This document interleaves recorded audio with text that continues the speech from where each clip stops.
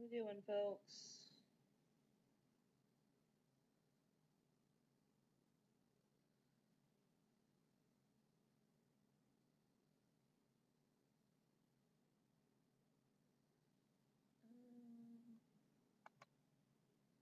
Live stream.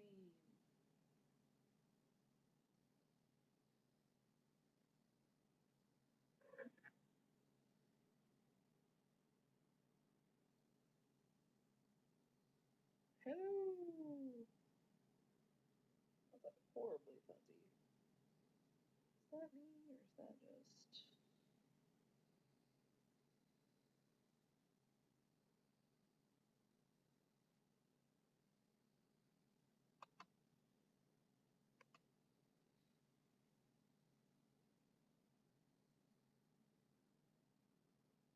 Hello, Olivia. Hello, my children.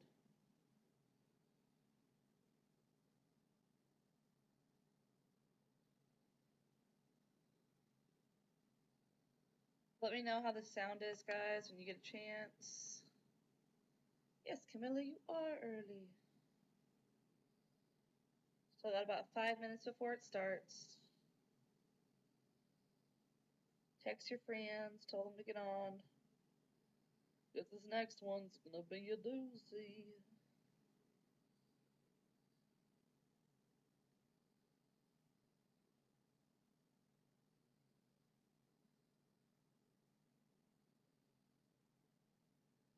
Good, good. Heyo, my humans.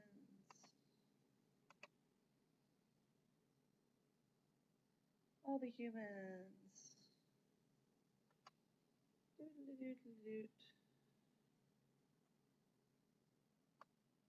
The audio is way better than the past live streams. Aw, shucks, folks.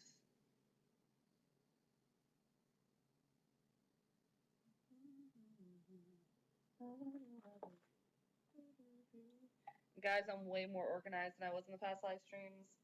I have sheets already made. At least the start of them. That way I don't get so sidetracked. This bucket needs clear and consistent reminders to stay on task, even if they come from me. Page 17 through 30 of the event packet is due DUE on Friday. I think the backboard says Thursday, but I'm giving you guys the gift of time.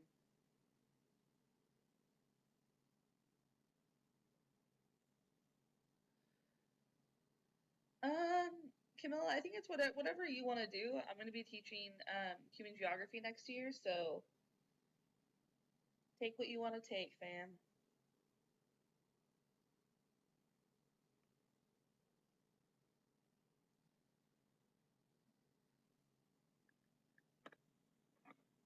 Me too, Hemina. There's never seems to be enough of it, but I always like it.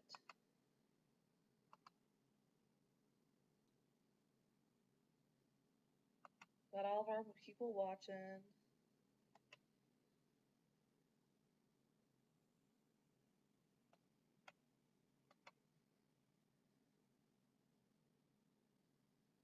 Hello.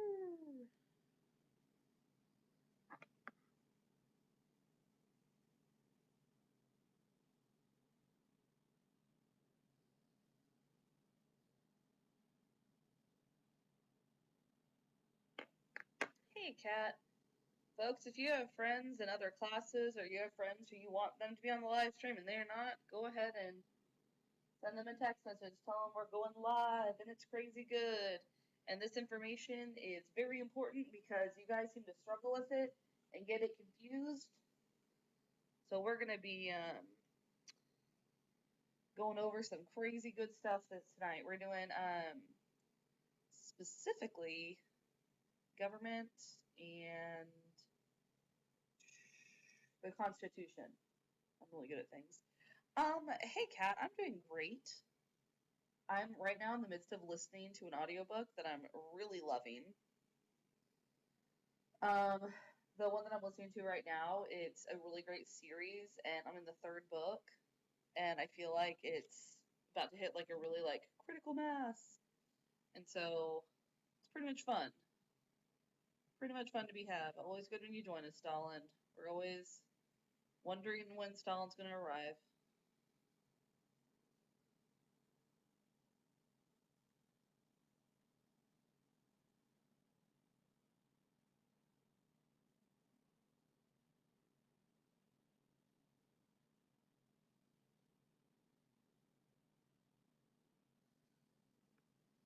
Alright, what's the series? The series is called The Gender Games. I'm really liking it. It's pretty good.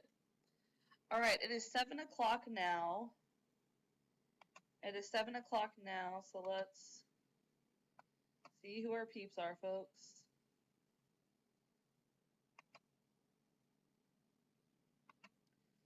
Thank you for that, Hey, Nathan. Solid. Hemina, solid. That sometimes, you know, we need that time. It's golden. It's golden. Hey, Nathan. Good to see you. Okay, so today, I'd like you guys to set up, I'm going to put down a paper, and while I put down the paper, I'm going to kind of talk to you about the era that we're entering, the era that we're talking about tonight. We're going to start here. The whole page looks like this. So this is about half the page. So about half your page should look something similar to this.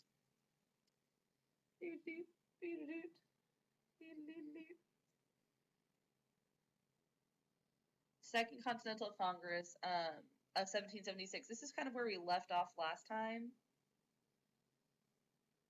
Okay, Stalin, stop talking about the Karl Marx books. We're cool.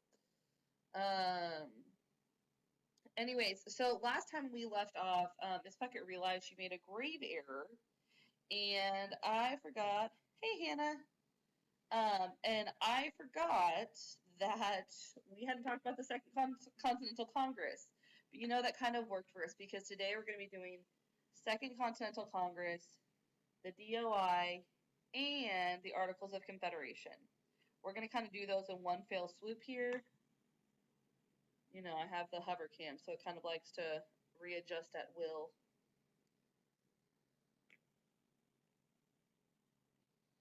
Alright, so DOI, Declaration of Independence. What year was the Declaration of Independence, right? Actually, guys, just give me what you know about the Declaration of Independence.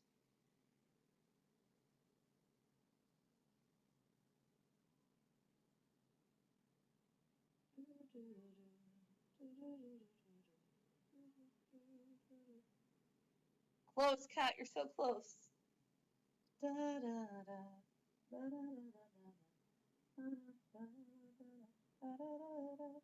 Okay, Lexi knows Jefferson. Jefferson was a primary author. At least listed grievances against the king. Good job, Hannah.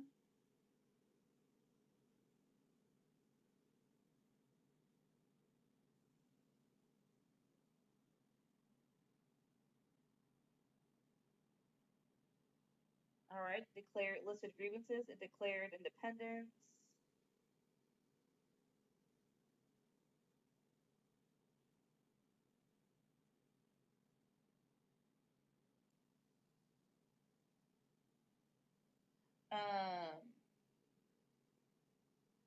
Thomas Jefferson declared independence of the colonies, listed grievances against King George.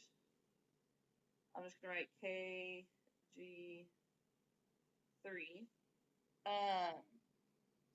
Summarizes his motivations for seeking independence. Dylan, we're so happy for you. Speaks of inalienable rights. Ooh, I'm liking that we're adding that in there. Inalienable rights. And these rights are listed as the rights to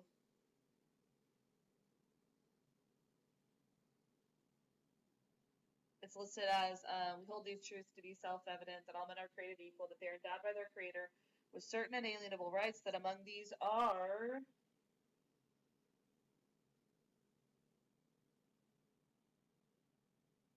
life, liberty, and the pursuit of happiness. Life, liberty, and the pursuit of happiness. Very good. So, as we look at this, we're going to see life, liberty, and the pursuit of happiness kind of come into play. These are ideas, life and liberty, originally founded by John Locke. William Blackstone brings in the pursuit of happiness. And we're kind of establishing this idea of kind of how we're going to set up our nation. Well, because we've declared independence, we're no longer under the king's rule, and we're telling the world that. And then we go into the Articles of Confederation. Is it weird that I use songs from Hamilton to complete the CBA? No, absolutely not. I was sitting here going, "Behold these truths to be self-evident, that all men are created equal," and I was singing it in my head, so I totally get you. Next up, Articles of Confederation. Tell me what the Articles of Confederation were.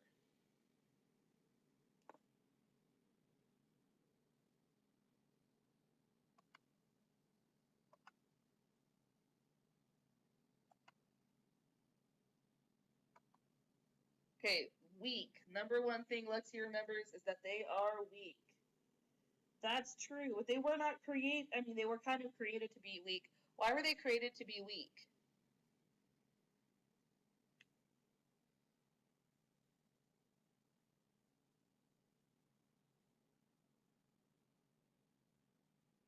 Camilla, you're on the right track, but you're a little ahead of us. A document that set up a government to get us through the war. Good job, Hannah. It set up a government that got us through the revolution. Now, there's a lot of things that made it weak. Can you guys tell me what those things were? What made it weak? Had no powers of taxation. Ooh, states had all the power. Guys, before I even asked, you were telling me. States had all the power. Which seems ideal, except for every state is thinking of themselves. They're not looking out for the greater good of the country. Aiden, they are. Oh, Aiden, I didn't even see that you said something just to get us through the revolution. I didn't see you put that. Good job. No strong central government. Camilla said no taxation. No power to tax. You guys are coming up with some really good stuff. No military.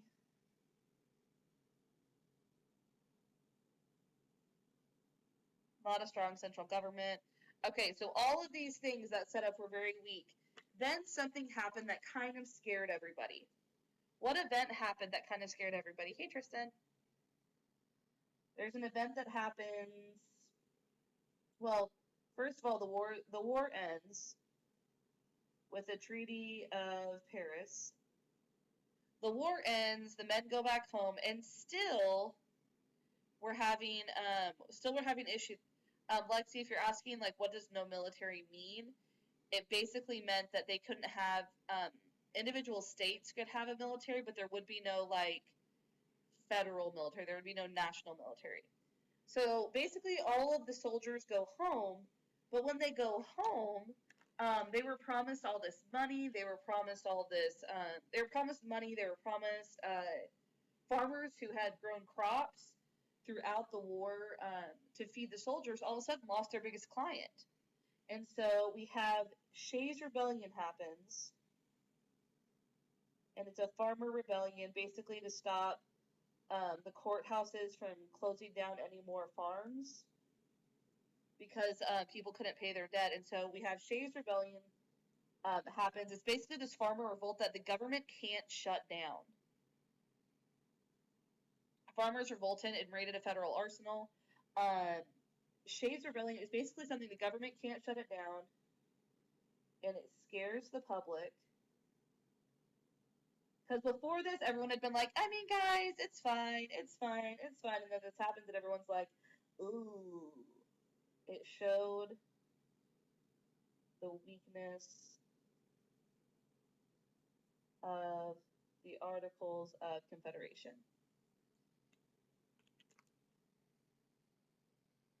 All right, so this is kind of where we get up into the Constitutional Convention. Now, Can you guys tell me who called the Constitutional Convention?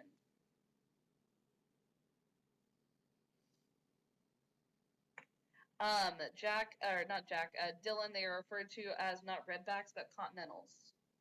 They would say the phrase, "It ain't worth a continental," because the continentals were worth more as firewood. Good old Daniel Shays.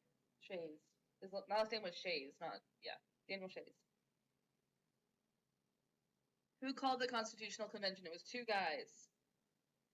Really, it was one guy who really wanted to call it, but nobody liked him, and so he had to get the guy that everybody liked to call it, so people would actually show up.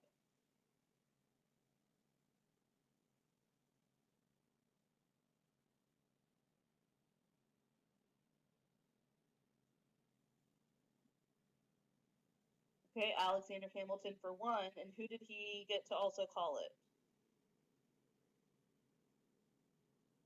It was called by Alexander Hamilton and, not Franklin. Hamilton and a guy we call the father of the U.S. Constitution. Who was the father of the U.S. Constitution? It wasn't Franklin, not Jefferson.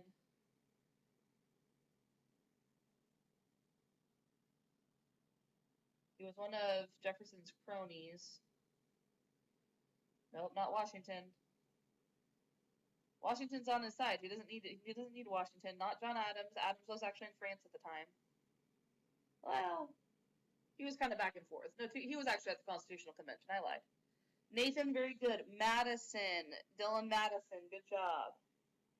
James Madison. James Madison and Alexander Hamilton call for the Constitutional Convention. They call for the Constitutional Convention. And basically, the idea here was that they were going to revise the articles of, our boy Hamilton is invited, and I say invited, basically since he calls it, he gets an automatic seat, and he's going to be a junior delegate.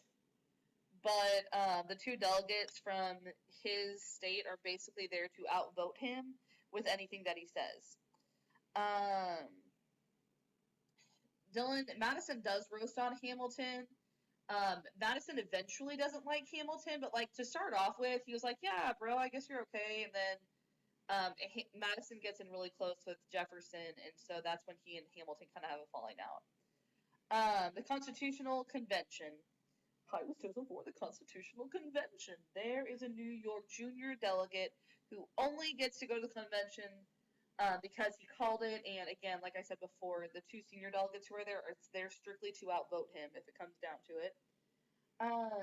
Constitutional Convention is held. The idea was that they wanted to revise, I'll put this in quotes because that's not really what they wanted, the Articles of Confederation. The goal was to revise the Articles of Confederation. That's not what they're going to end up doing. They meet in Philadelphia.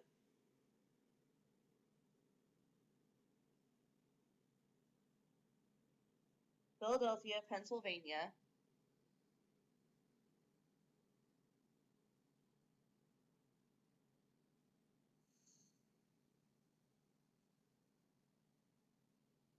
Camilla, I think it's what I'm going to say may sound indelicate. Oh, hey there, Reggie. We all want to be in the room where it happens, indeed. Okay, basically, we're going to we need to figure out what our new government's going to look like. And this is where Hamilton says the line in Hamilton, he says, he says, now what I'm going to say may sound indelicate. He goes and proposes his own form of government, a new plan for his own form of government. And guys, in this plan was basically a monarchy. It was set up very similar to England. He talked for 6 hours. The convention was listless, and as soon as it's done, everyone kind of politely nods and moves on because they have respect for Washington, who Washington presides. Washington kind of runs the show. He's the president of the convention, but he is also kind of he says we should be friends with Britain. He kind of he says a lot of things, but the people are just he wants another king. It's kind of upsetting. Anyways, next thing that happens, we have two plans kind of in the works. We have the New Jersey plan and the Virginia plan. Can you guys tell me a little bit about these plans or anything you remember?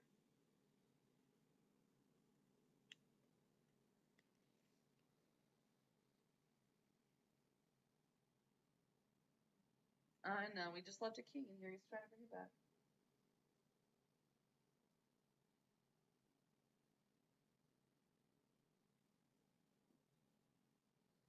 All right, I'm hearing Virginia plan wanted representation to be based on population.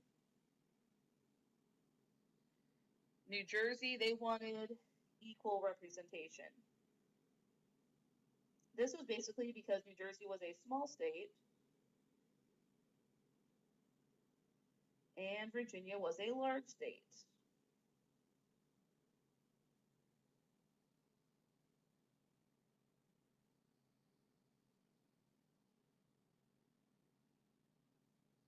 Okay, so furthermore, moving on, Jack, today in U.S. history, we worked on y'all's,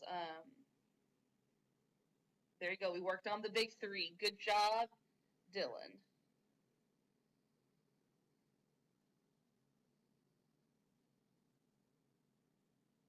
Okay, so the Great Compromise is the next thing. So the Great Compromise was basically a combination of the New Jersey plan and the Virginia plan. Between the New Jersey plan and the Virginia plan, we're actually going to come up with. Oh, I missed you too, Kat. All right. The Great Compromise is kind of a combination of both plans. It's going to start with addressing Articles 1 through 3 of the U.S. Constitution. We're basically going to write Articles 1 through 3 of the Constitution. Article 1, in Article 1, we say that there's going to be two houses.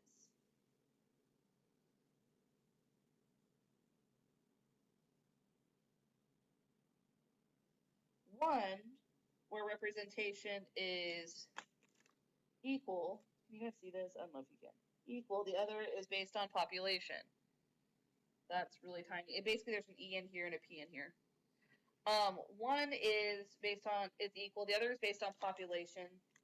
One is referred to as the upper house. The other, the lower house. But their real names are the Senate and the House of Representatives. And together, that equals Congress.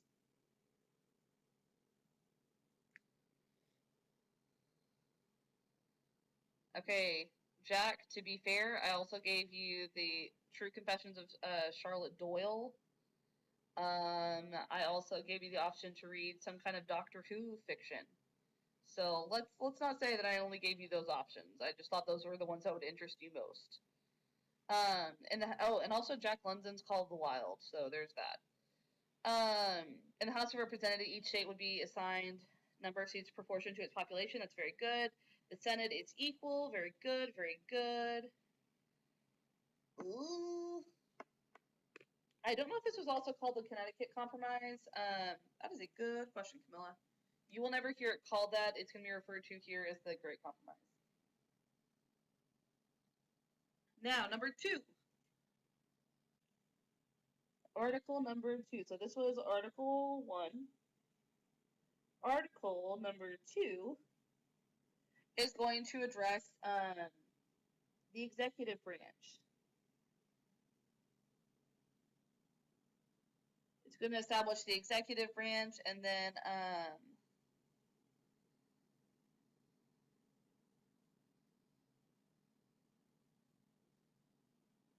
Corey, you have to be here for longer than like 5 minutes to get the coins. A2, the executive branch.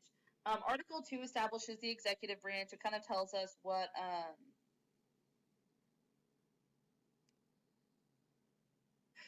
we have, anyway, sorry, the executive branch. Article 2 establishes the executive branch, basically tells us about the president and the vice president. It kind of establishes that situation. And then lastly, kind of the one that we're not really sure about is Article 3, and that's the one that establishes the Supreme Court. It really just says we're going to have the Supreme Court, but it doesn't really lay out what it's going to do. So that is kind of the Great Compromise. It sets up Articles 1 through 3 of the Constitution. Really, mostly, it establishes representation in Congress. That's kind of the biggest thing that it achieves overall. I'm not listening to my book. That's not why I'm pausing. I'm pausing because I'm like waiting for you guys to respond, and then you guys are saying words, and then I'm distracting. Okay, so the next thing is, as we're talking about, here's how states are going to be represented. Well, then we're going to have the conversation of, well, okay, if this is how states are going to be represented, then how are we going to represent slaves? It is decided that slaves will count as, for the purposes of taxation and representation, one slave counts as 3/5 a person. So if there are 5 slaves,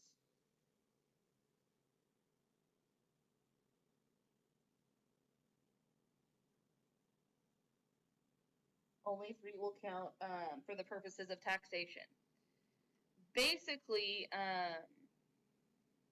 for every 5 slaves, 3 are represented as 1 white man. Very good. That's a very good way of wording it. For every 5 slaves, 3 count for representation. Guys, I love that you're saying every 5 equal 3 for representation. A lot of kids get this confused and they'll say 3 out of 5 slaves could vote. And I'm like, nope. That's just saying every 3 out of 5 slaves are going to count towards representation.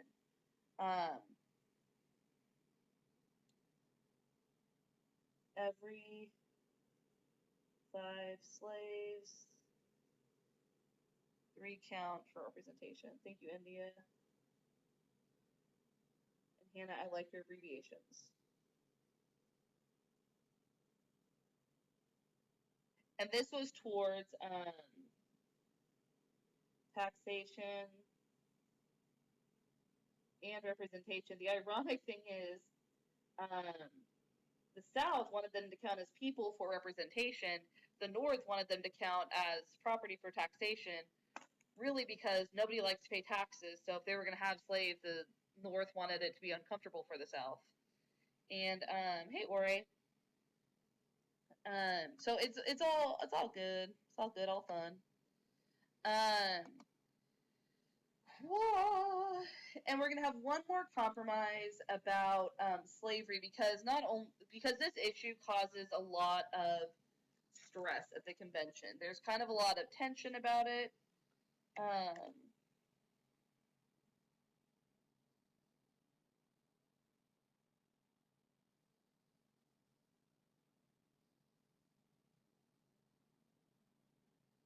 right. I don't know what's happening on there. Sometimes when I pause, it's because I'm reading all stuff on the feed, and I don't even know what to say.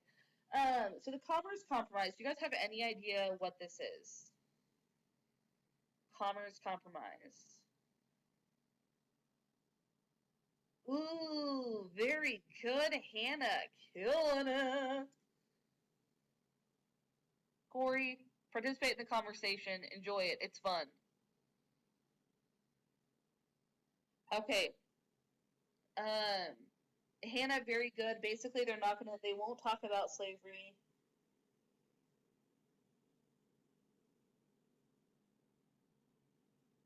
Until the year 1808. They won't talk about slavery until 1808. There's something in Hamilton in the mixtape, and we read over it in class one day. I had us look over it, and it basically says we had established that we would not debate this issue until 1808. Basically, they pushed it back and back until the issue is going to kind of explode. We just decided we're not going to deal with it. Basically, we have our founding fathers sitting around a table saying, here's the thing, we know this is a really bad they're like, we know this is going to be a really bad mamma jamma. We know this is going to be a really troublesome thing. And the thing is, we just don't want to talk about it. Corey, you don't get coins yet. So we just established that we're not going to talk about slavery until 1808. Basically, we're going to table those talks. When they leave the convention, everyone's like, look, guys, we're feeling pretty good. Like, it's fine. We're good, everybody. This is fine. Everyone's like shaking each other's hands. Everyone's going to leave the convention and go home. The convention ends and everybody goes home. When they go home, we're going to begin a new process. Because now people have to convince their states. Because now the delegates have agreed to what's been written, but now they have to convince their states to do something. What do they have to convince their states to do? Hey, Mia.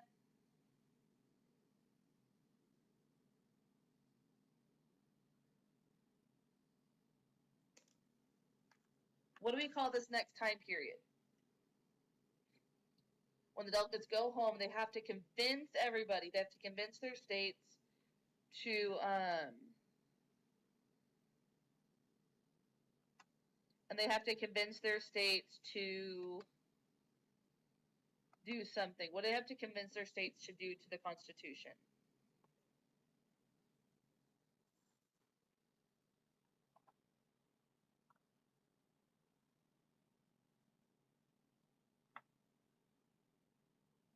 Stanko? Nope, not Reconstruction. You're getting people off task. Nope, not Early Republic. This isn't an era that we've necessarily called, that we need to ratify it. That's what needs to happen next. Is we're going to enter a time period called ratification. Basically, the states go home, delegates go home, and we're going to start this time period where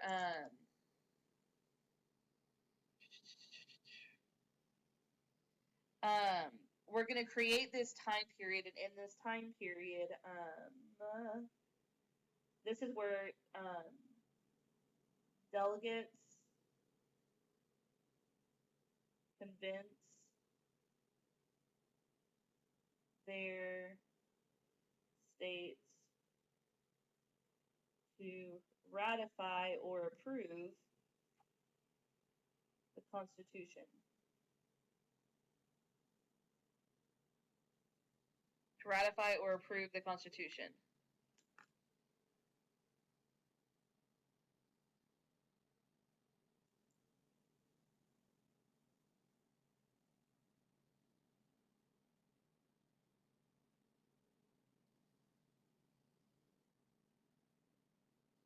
All right.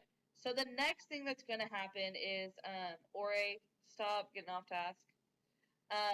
We're going to call this, again, we're going to call this time period ratification. There are going to be some issues. Hannah, as you were asking if we needed to amend it.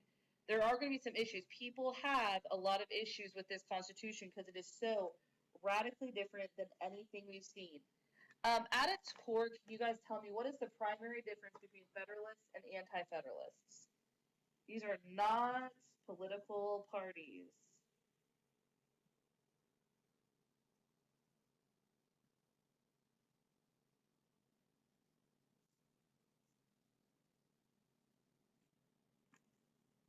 Guys, it says anti-Fed, so calm yourself down.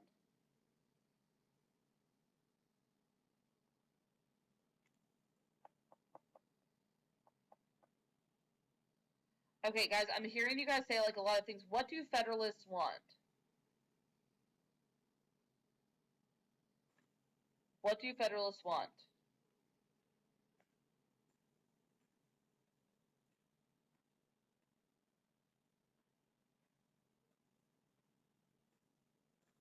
What do Federalists want? Guys, you're telling me like characteristics, but at its core, Federalists wanted one thing, Anti-Federalists wanted another. I love that you guys are talking about the economy. I love that you're talking about the type of government because at its core, you're right about those things. But Federalists supported ratification. Anti-Federalists were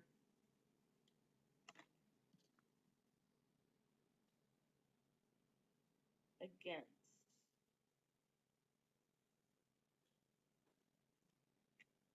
Ratification.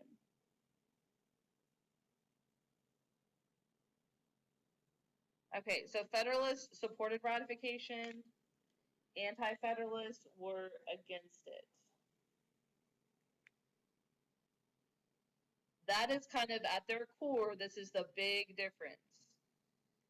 Why did anti-Federalists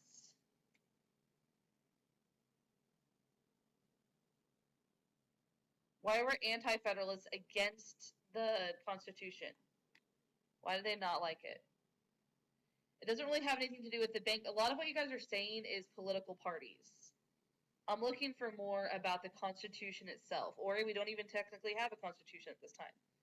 That one's not going to work. Okay, their biggest fear, very good, Hannah, is that this government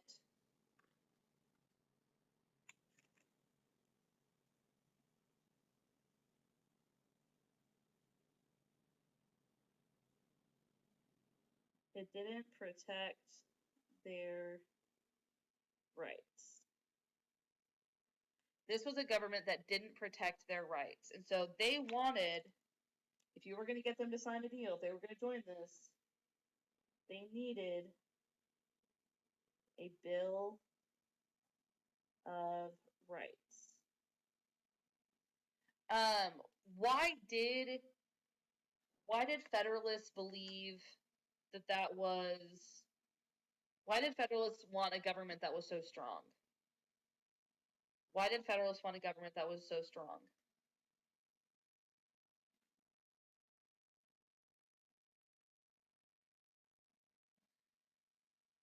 Thanks, Camilla. I'm jumping between capitalizing and lowercasing my letters, so it's kind of crazy.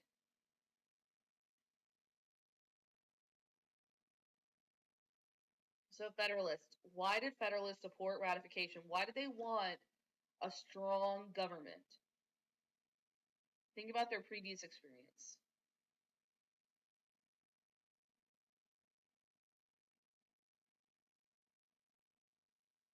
Okay, to keep the country under control.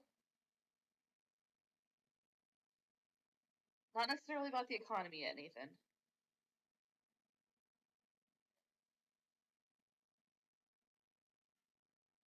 Organize the new nation. A central power could keep everything in check. I like that a lot, and I like Hannah's to organize the new nation. The colonies were weak if they were on their own.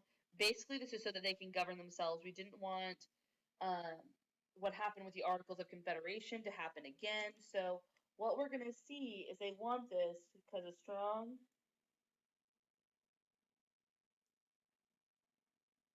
central government could meet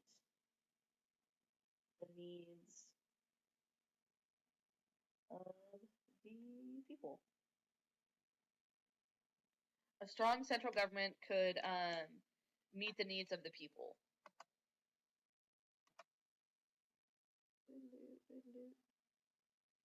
Good to see you, Acadia. We've missed you. Welcome back, welcome back, welcome back, welcome back. Okay, I need you guys to list some, I need a little bit of both. I need you to list some Federalists, I need you to list some anti-Federalists. Give me either one, but you have to tell me whether they're a Federalist or an anti-Federalist.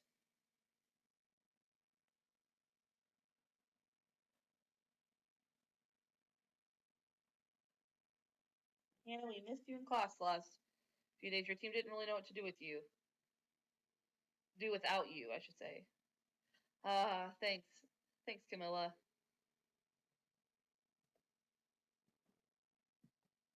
Okay, well, there's a New York Federalist. Hamilton is a Federalist.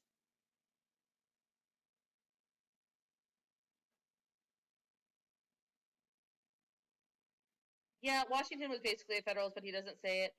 Actually, James Madison is a Federalist at this time.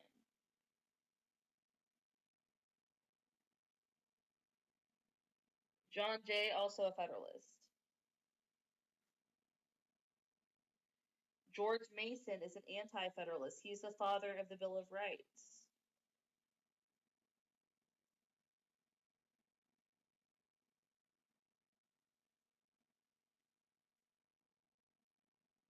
Good, good, Camilla. Dylan actually, fun fact, Jefferson was in France at the time. He didn't really have a place in this conversation. But there's another guy who was famously quoted as saying, "Give me liberty or give me death." Who was he?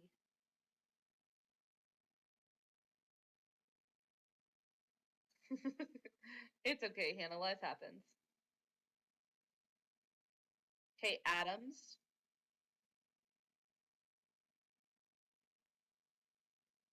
Ooh, Patrick Henry. We basically missed the late 80s. Good job, you guys. I'm seeing Patrick Henry was an anti-Federalist. Okay, so Patrick Henry, and for my Hamilton fans, what did Hamilton, Madison, and Jay work together to write?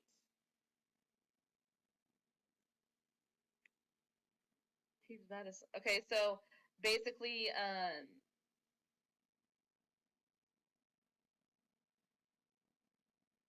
a series of essays, anonymously published.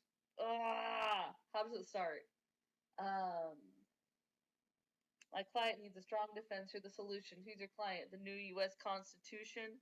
Hear me out. A series of essays anonymously published defending the document to the public. No one will read it. I disagree. And if it fails birth, that's why we need it. The Constitution's a mess. So it needs amendments. It's full of contradictions. So is independence. We have to start somewhere. No, no way. You're making a mistake. What are you waiting for? What do you stall for? We won the war. What was it all for? Do you support this Constitution? Of course, then defend it. And what if you're backing the wrong course? Bert, we fought and we killed for the notion of a nation we now get to build. For once in your life, take a stand with pride. I don't understand how you stand to the side. Blah, blah, blah, blah, blah. And then it goes through and it says, and it says,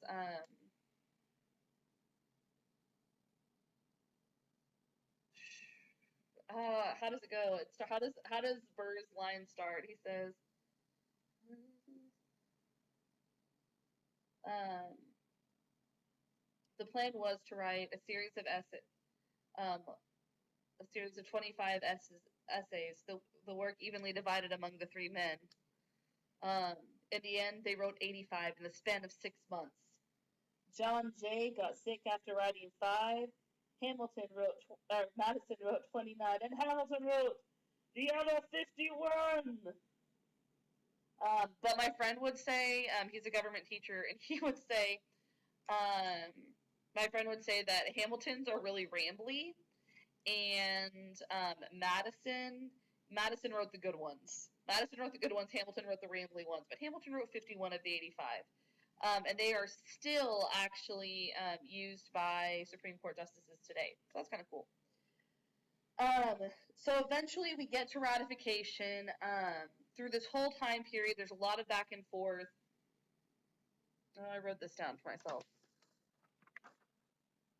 The states start to fall in line, and eventually we have 9 states.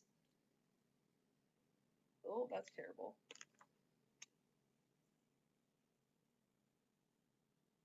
We have 9 states ratify, which is enough for it to pass, but we're missing 2 really big states. What 2 states are we actually missing? Do you guys know what 2 states we're missing?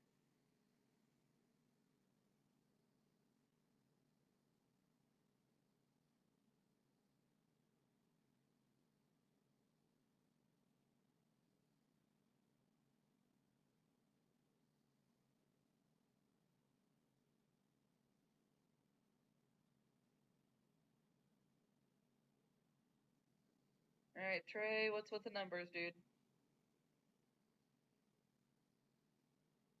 Okay, Virginia was one of the states who had not yet ratified. That was actually James Madison's state. Actually, South Carolina and Massachusetts had both ratified. Ironically enough, we have Madison, state of Virginia, refuses to ratify.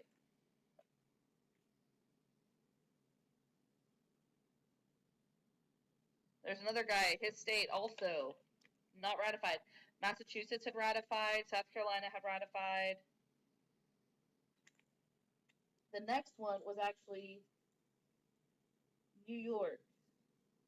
New York had been holding out as well. Basically, they were waiting for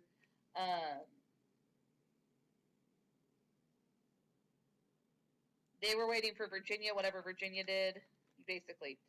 The next one was North Carolina. And after North Carolina conceded, really after New York and Virginia both agree in 1788, North Carolina is going to ratify in 1789. Guys, what is the last state to ratify the Constitution? Take a guess. They're real rude. Real rude. Hey, Emily. Good to see you. Not Delaware. Not New Hampshire. Helped Hamilton write the Federalist Papers. How come he hated them? Okay. We'll talk about that when we get to next week. Mia with the early republic. Basically, he doesn't like what everything becomes. Ooh, Hannah's remembering the 13 pillars. Good job. Good job, India. The last state to ratify is Rhode Island. Rhode Island is the last to ratify in the year 1790. It was actually after, what's his face? Jefferson, or Washington had already been inaugurated into office. It's kind of funny.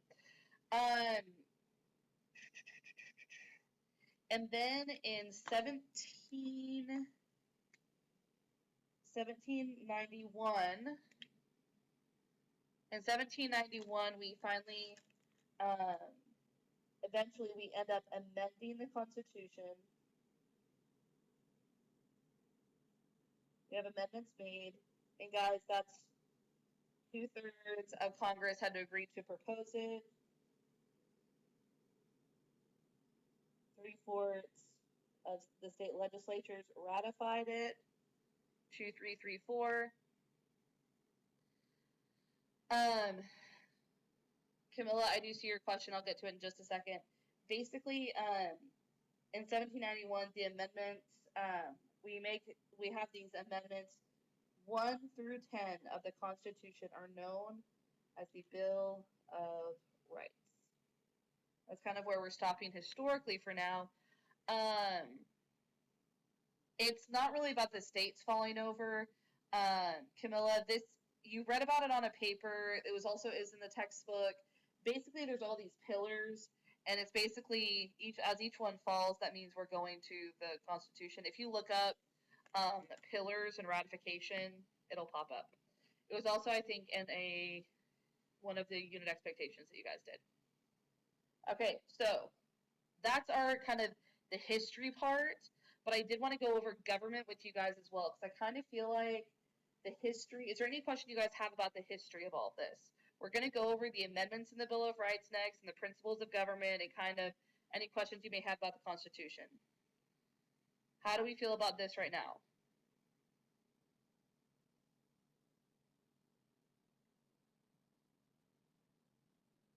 We're not going to talk about Burr. Burr is early republic.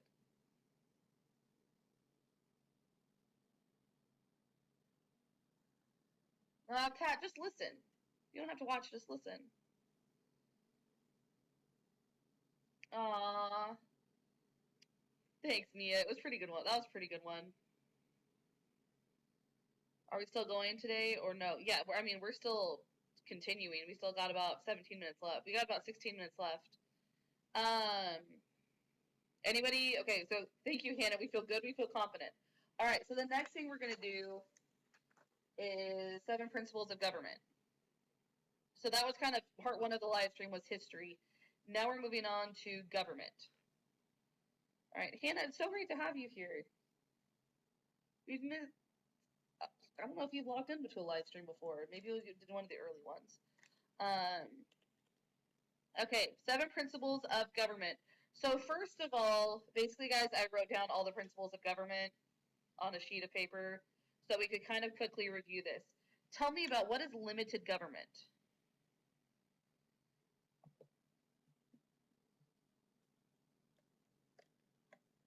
Okay, good, Kat. All right, limited government. Limited, I think you guys learned is limited is lovely. What does limited government mean?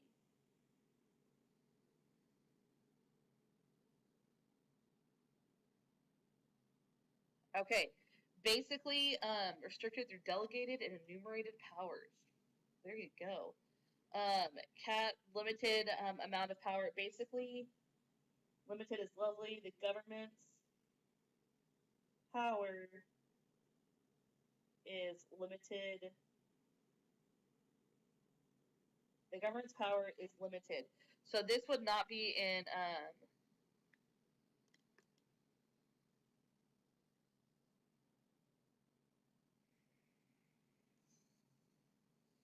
next up, federalism. Okay, next up, federalism. Federalism is something that you guys real struggle with.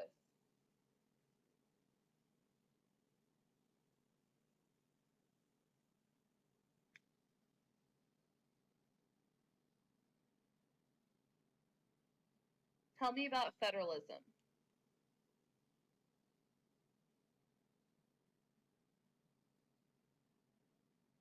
Okay, so we have state versus the national government.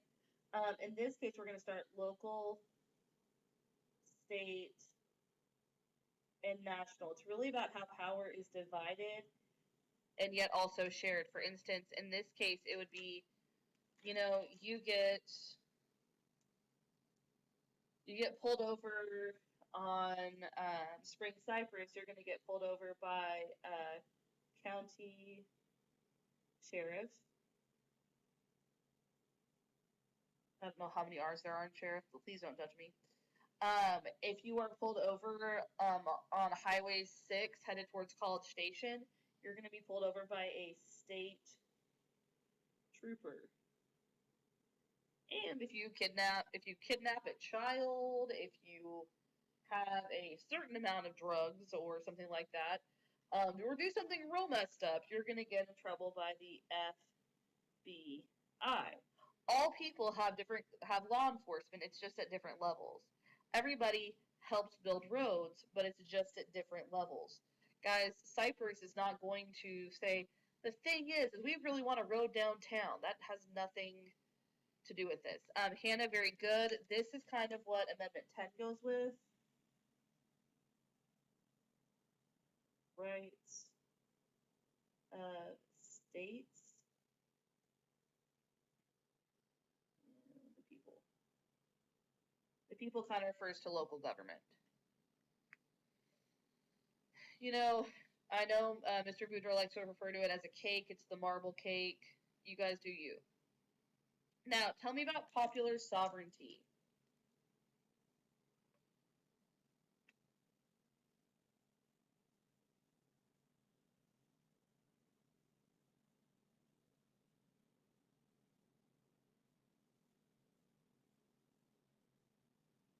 Who wears the crown?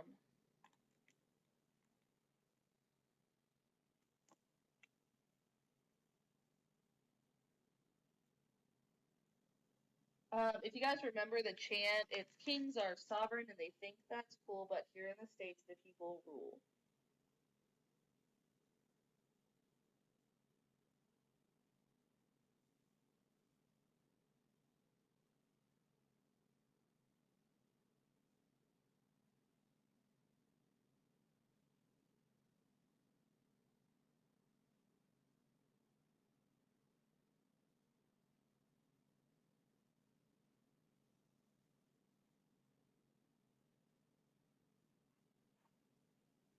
Ooh.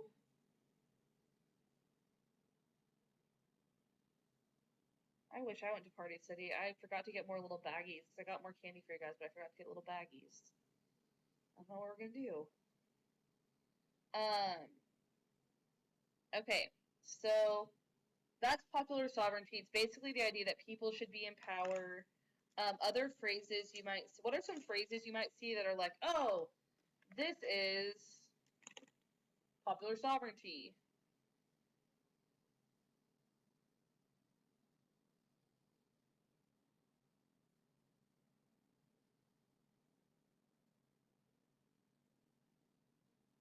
Think about how the Constitution starts or how the preamble to the Declaration of Independence ends.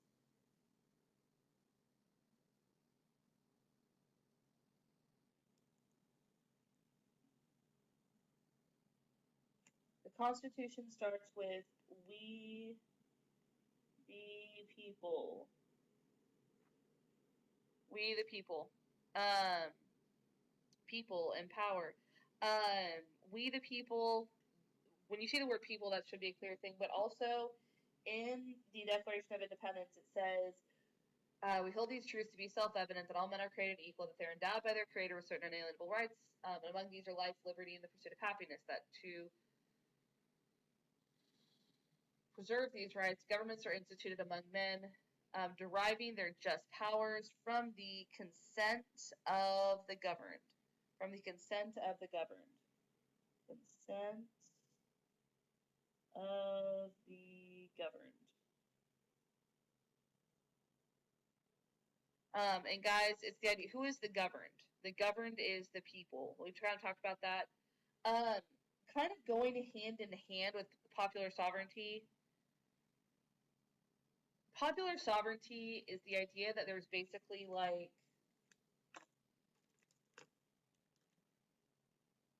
this is going to be a really poor representation, so my artists, please do not judge me.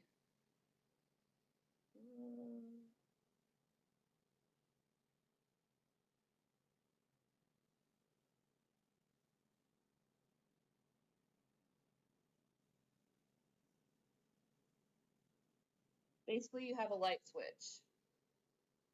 The light switch is there, and you have to choose whether or not you're going to use it. People choose, this is a light switch, I'm really good at drawing.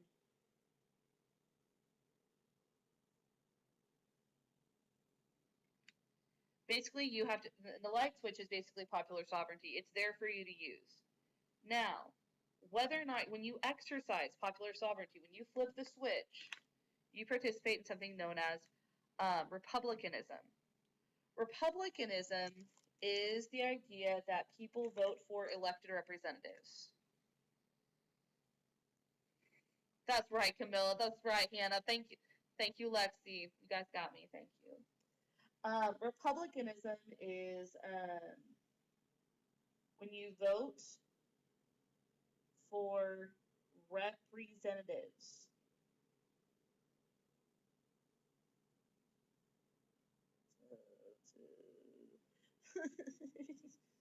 That is the worst.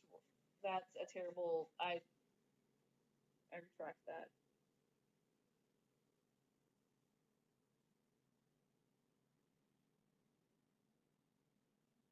They vote for representatives. A form of government which resides in people. Okay, they vote for representatives. This is basically when people choose who they're going to vote for. You vote for president. This is when you vote for a councilman or councilwoman. This is when you vote for congressman or woman.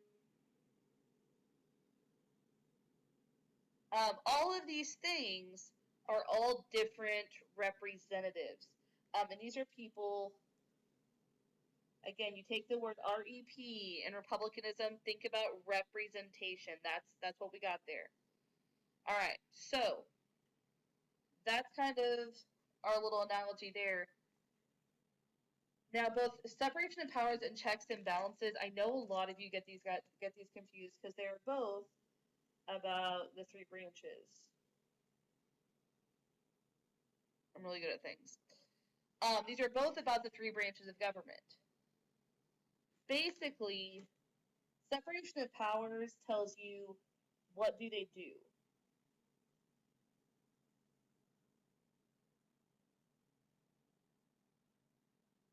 And we get kind of the guidelines for what they do in the Constitution. Different jobs. Basically, it's their different jobs. Legislative makes laws. How do we know? The Constitution tells us in Article 1. The executive branch enforces laws. How do we know? Article 2. The judicial branch interprets laws.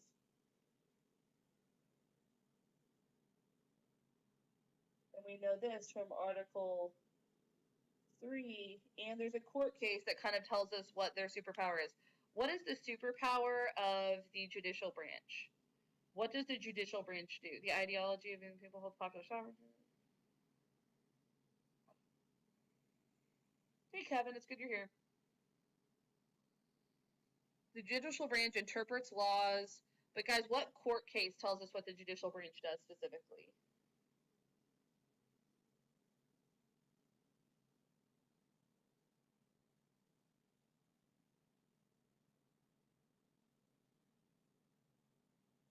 This is told to us by Marbury versus Madison, which establishes judicial review. That happens later in history than what we've covered in the live stream so far, but that kind of just to remind you. Now, checks and balances. What are checks and balances?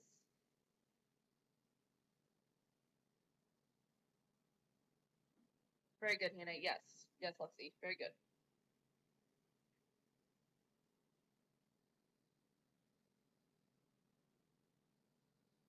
Hey, Caleb. Oh, good. That Marbury versus Madison was a John Marshall court case. I want us to kind of move on from that, though. Tell me about checks and balances. It keeps one branch from gaining too much power.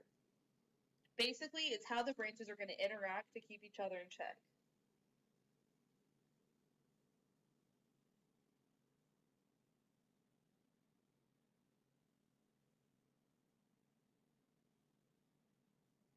Like, for instance, the legislative branch passes a law.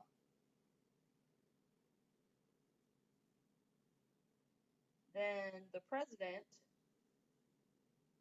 what can the executive branch do? They can either approve that law or they can veto. And then Congress, which is the legislative branch, can override with a supermajority. And then if the law still kind of comes into play, that is when the judicial branch determines constitutionality.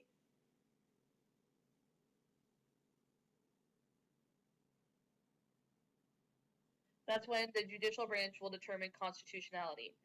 Good job, Kevin. Another thing that we can talk about is how, like,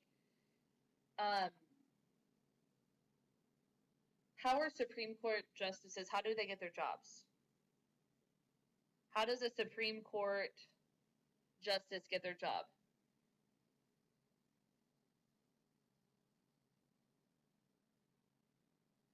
How does the Supreme Court justice get their job?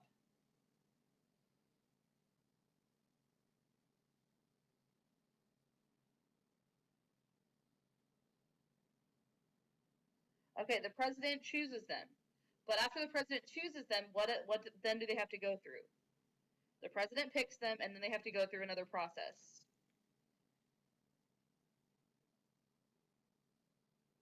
The president appoints them. Very good.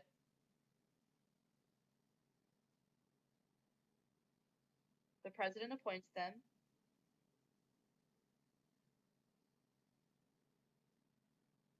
And then who do they have to be approved by?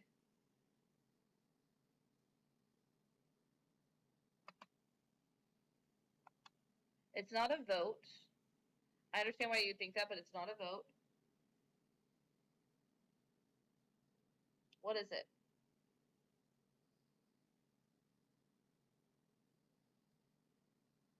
Congress. Congress is going to have to approve it. So the president appoints a Supreme Court justice. Then Congress has to approve it. If the president goes on trial for impeachment,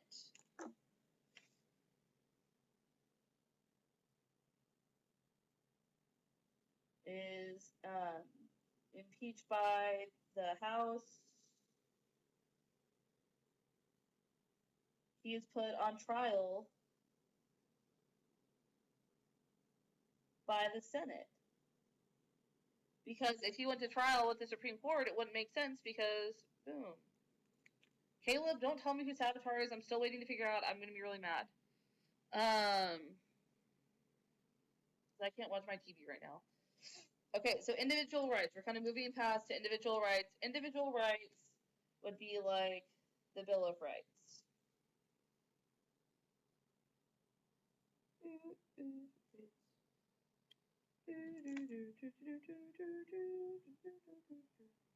I'm singing the Sesame Street song. I don't know why. You tell me how to get to Sesame Street. So that's that. Whoop. Very good, very good, very good. Last kind of rundown I'm going to give you guys is the Bill of Rights. So kind of start listing off the rights that you know. Number one, right? Like number one, this. Number two, this. Number three, this.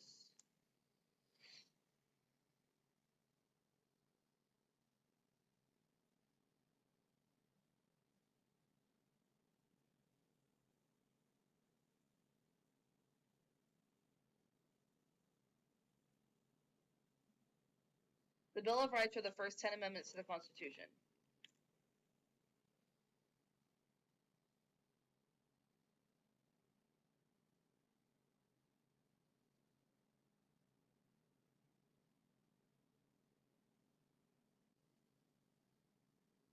All right, so the first amendment is the freedom of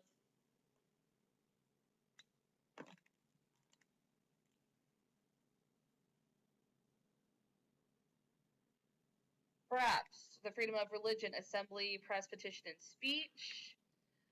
Number two is the right to bear arms.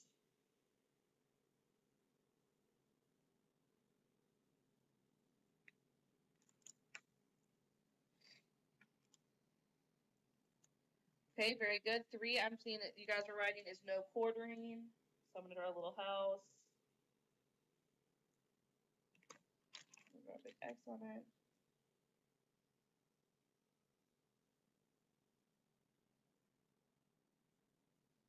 No quartering. Four, no unreasonable search and seizure.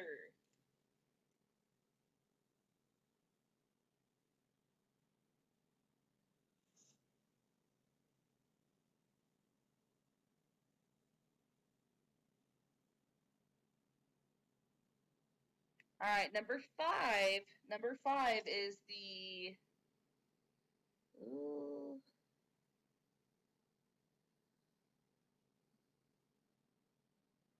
Good job. I'm seeing no quartering of soldiers. I'm seeing you guys doing things.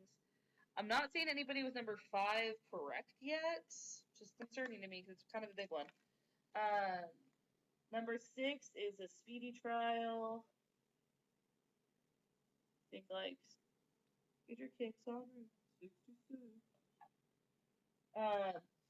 That's a clock, by the way. Again, real good at things.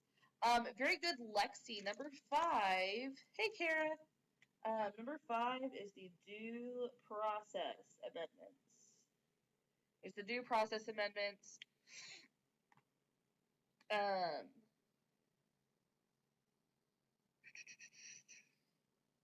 Seven, I saw trial by jury in cases over $20, which basically means in civil cases.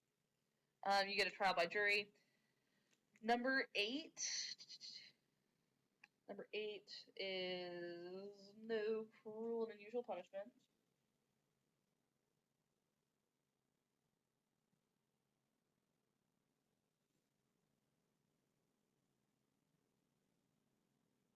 And then number 9 is rights not enumerated. Guys, I'm seeing a lot of really good definition for rights not enumerated. Basically, the idea is you have rights that aren't listed here. Just because a right is not listed here doesn't mean it's a right that you don't have. Rights not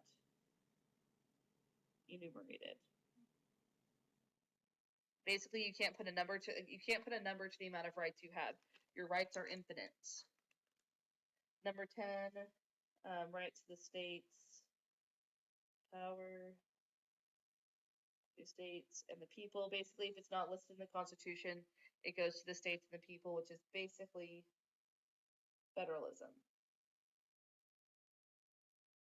Now, I've put these in kind of 3 different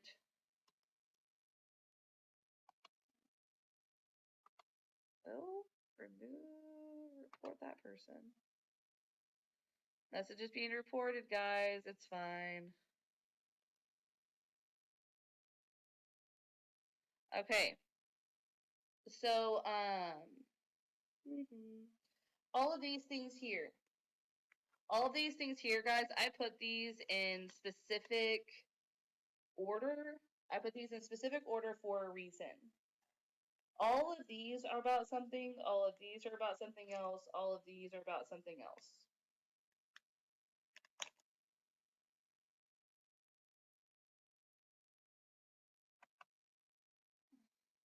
What you're doing.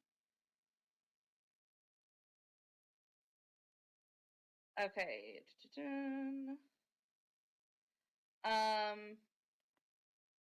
Okay. So basically, guys, the reason I set it up this way, the middle, what is the first row? What do you guys notice about the first row? What are these all responses to?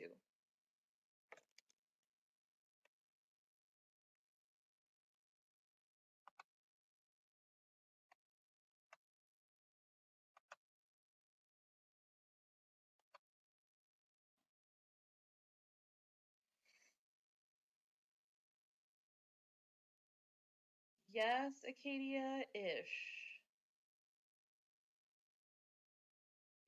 Acadia, you're ish. Reggie, you're ish. Camilla got the first one. The first one is colonial grievances. These are all colonial grievances. This is a response to the writs of assistance. This is a response to the Quartering Act. This is a response to actually Lexington and Concord, when they opened fire on us because we were trying to hold weapons. And this is kind of one of the fundamental rights we just kind of believe that we should have. The middle, Acadia, you had that one. The middle one is the due process amendments, or rights of the accused, it's rights of people accused of crimes. In the U.S., we have kind of a saying, you're innocent until you're proven innocent until proven guilty. In other countries, you are guilty until you can prove your innocence, which is kind of a different way of going about things. And there's some really interesting court cases that kind of go along with that. The third one, you guys keep saying limited government, and that's not exactly what I'm looking for. This is probably, I don't know if I've told you guys this, I know I was out when you learned this, but this third one is kind of the summary amendments. These amendments are put there that just in case we mess up, just in case someone tries to hijack your amendments, these amendments right here got you covered. Just in case we forgot something, your rights are not limited to just these. And you know what? Any rights that we didn't list here, any rights that weren't listed in the whole first part of the Constitution, if it's not there, it goes to the states and to the people. The idea of this was basically to be sure that the government was limited. So Hannah, in that case, you are right. This is about being sure that the government is limiting their power. Okay, so how do you feel? Any questions you have for me? How do you feel? Any questions you have for me?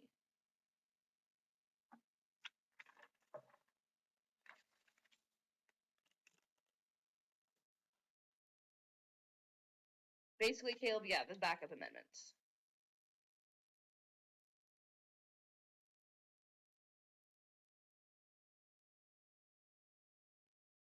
Questions, concerns, anything like that? And if you have anything you want me to go over, like I saw some of you were talking about like the elastic clause. How do we feel about do you guys remember what the elastic clause is? or what's the other phrase we use? The necessary and proper clause. We didn't really talk about that.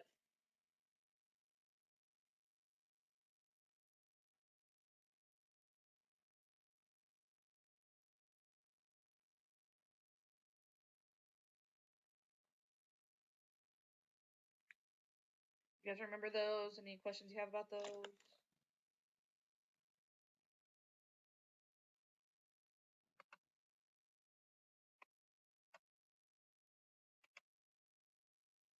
No, we're good. Okay, just as a reminder, elastic clause is where the government can stretch and or the Constitution can stretch and expand when it is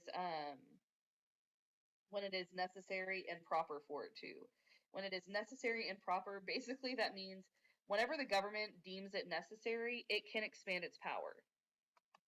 Whenever the government's like, hey, we can if this law is necessary, but the thing is, guys, who determines what is necessary and proper? There's some writer, this was written by Alexander Hamilton in one of the Federalist papers. It's not even in the Constitution. It's in a Federalist paper. And they said that this was one of the most brilliant lines of rhetoric, or brilliant lines of rhetoric, because basically the government can stretch when it is necessary and proper. The elastic clause is the idea that elastic stretches. It's the idea that the government can stretch to cover whatever it needs to.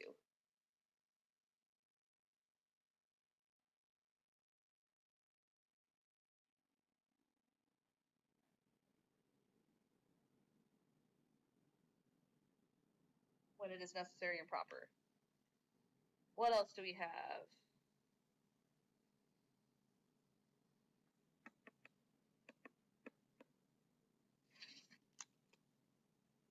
Any other questions you guys have about the Constitution, about the compromises, the people, things that you guys really need to know?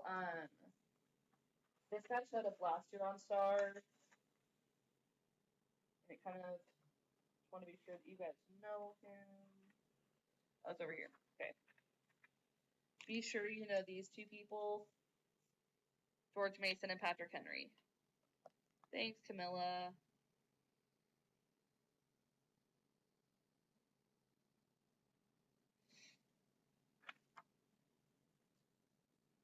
Anybody have other questions about anything? The Constitutional Convention? The blessings of tranquility. Here, not the blessings of tranquility. Defense.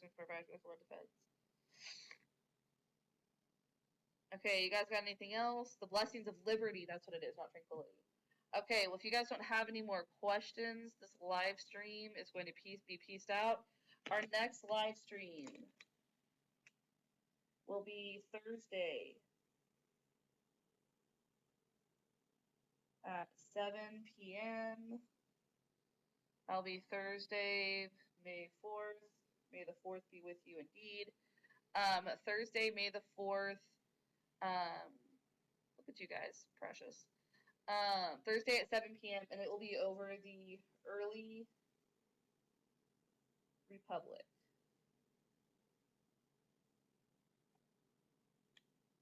Thursday will be over the early republic, which basically means presidents 1 through 5, the creation of political parties, etc. Go ahead, Kevin, what's your question? Oh, it's Emma's birthday. That's so fun. Happy early birthday, Emma. Bye, Caleb. Hey, Ryan. Kevin, I'm waiting for you to ask your question, dude.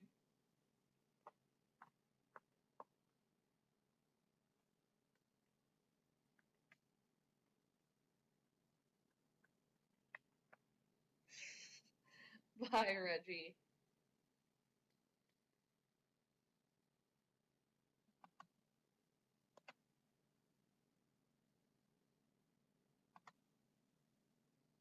All right, Kevin, are you going to ask your questions? I'm about to sign off. We're about to leave live.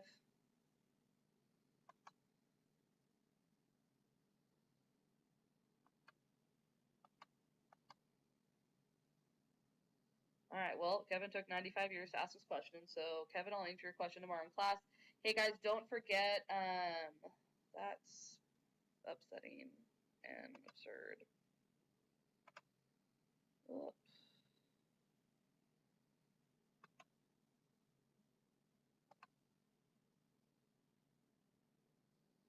Alright.